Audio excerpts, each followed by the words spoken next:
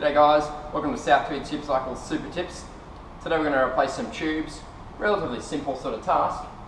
First step, take your wheel out, undo the skewer a few turns. Grab yourself some Tyre levers. Sometimes I start opposite the valve.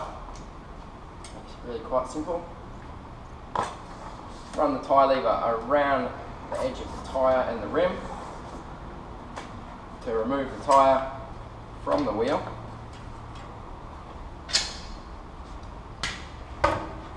First step, pull the tube out, find why it went flat. This one just had a bit of glass in it. To remove some of the glass or to find it, grab a little rag so you don't cut your hands and run it on the inside of the tyre. The rag will pick up anything sharp. Quite a simple little task. Grab yourself a new tube that you prepared earlier, install it inside the tyre.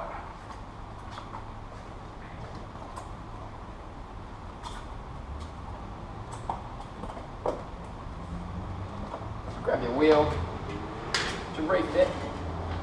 Start with the valve. Drop the valve into the hole. Put the tyre onto the rim.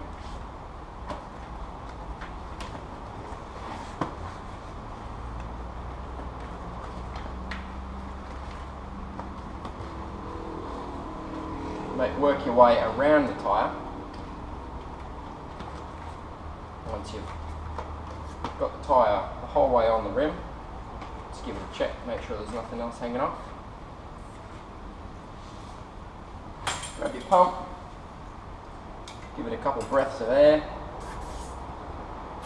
I generally go to about halfway inflated and just check to make sure it's not coming off. In this spot it is. Push that on. Check it again.